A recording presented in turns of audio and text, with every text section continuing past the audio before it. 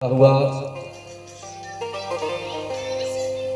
आगे कथा आती है महाभारत की। यावद भूमंडलो वेतं महाभारता प्रमुच्यते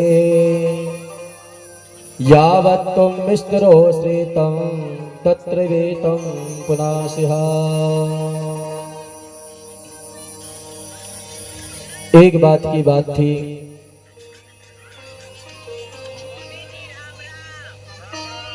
एक ग्राम में कोचवाही ग्राम था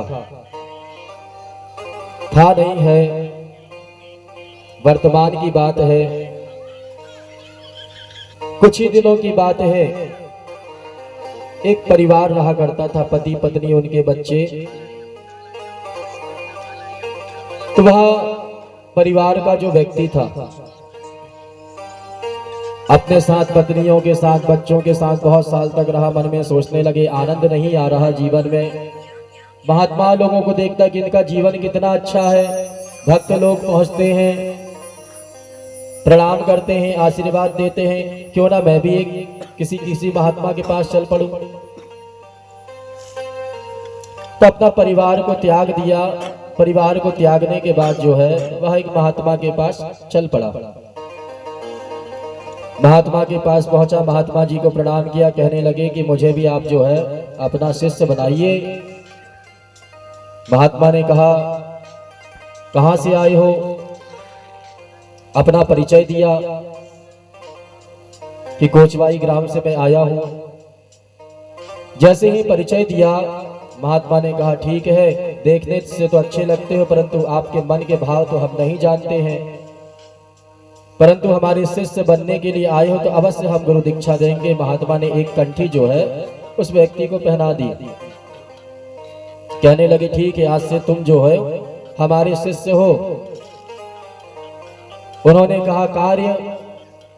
महात्मा ने कहा कोई काम नहीं है, बड़े प्रेम से भोजन किया करो, परंतु जो लोग आते जाते हैं उनसे राम राम जरूर किया करो, यही तुम्हारा काम है।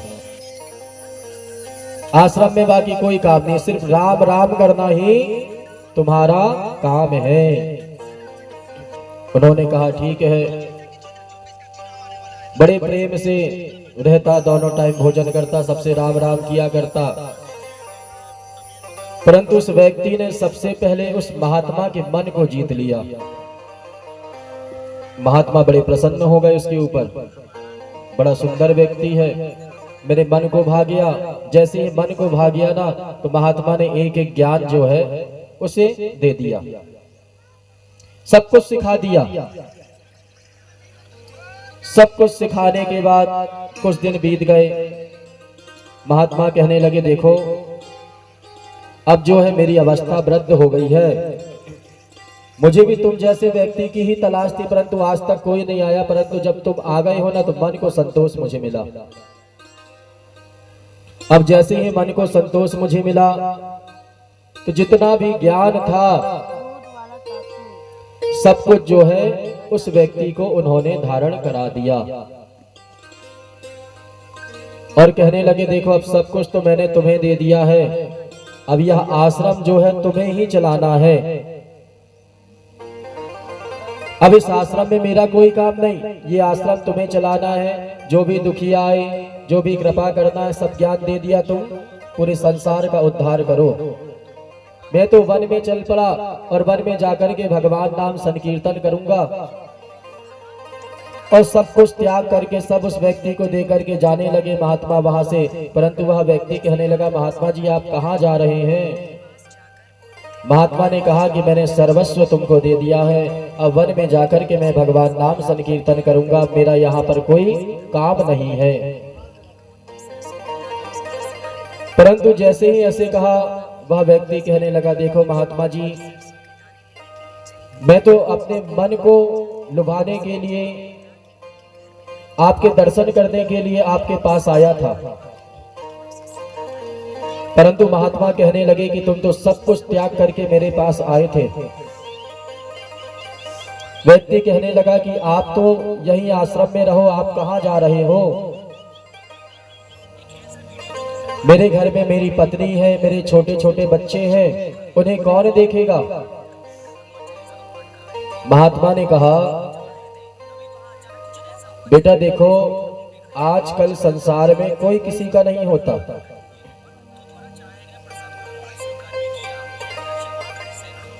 पत्नी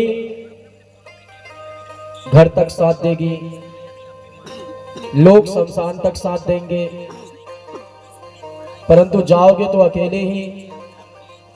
अकेले आए हो और अकेले ही जाना पड़ेगा। और जो तुम कह रहे हो कि मेरी पत्नी है, मेरे बच्चे हैं, महात्मा कहने लगे वह एक माया है।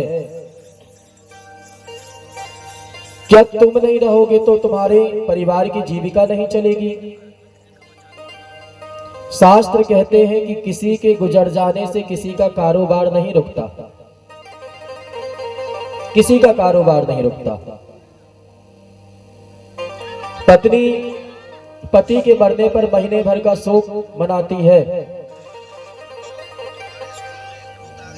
बड़ा भाई भी महीने भर का शोक मनाता है, माता को दुख लगता है, परंतु जैसे ही 6 महीने 7 महीने होते हैं ना, लोगों के सामने फिर से नए नए सपने जो है जग जाते हैं। जो व्यक्ति चला गया उसके बारे में व्यक्ति कुछ नहीं सोचता, आगे की सोचता है।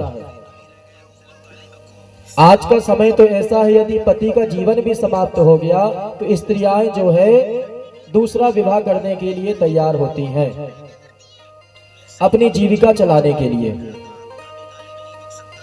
पहले के समय में क्या होता था? गरुड़ पुराण में लिखा हुआ है,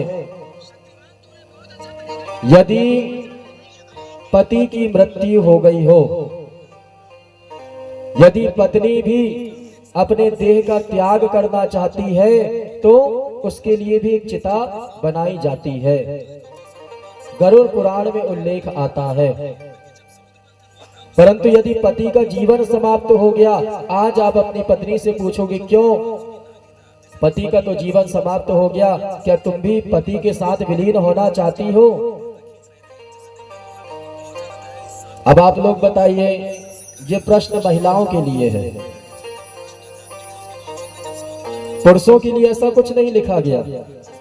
उसमें लिखा यदि पति की मृत्यु होती है तो पत्नी भी अपने देह का त्याग कर सकती है, ऐसा लिखा। ऐसा नहीं लिखा कि पत्नी की मृत्यु हो जाए तो पति देह का त्याग कर सकता, ये नहीं लिखा।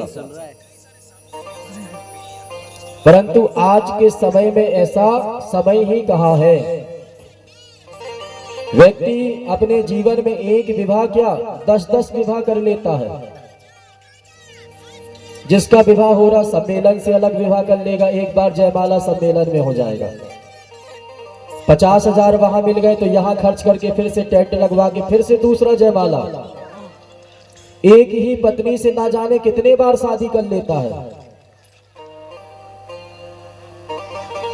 पहले के समय में एक बार विवाह हुआ करता था, आज के समय में वही व्यक्ति सम्मेलन में भी विवाह कर लेता है, घर में आकर के फिर विवाह कर लेता है, एनिवर्सरी पड़ेगी तो फिर जयमाला पहना देता है, हर साल जयमाला।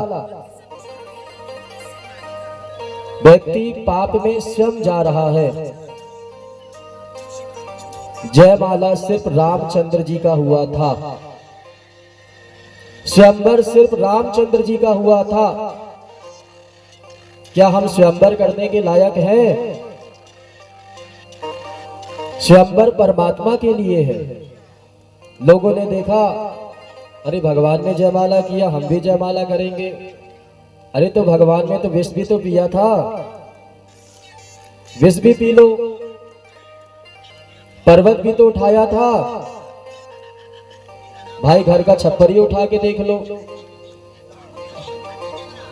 ये सब परमात्मा की बातें हैं, हम लोग मनुष्य हैं।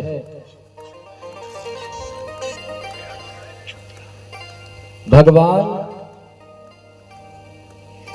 जगन्नाथ जी जो है पूरे संसार के नाथ है, पूरे संसार के नाथ।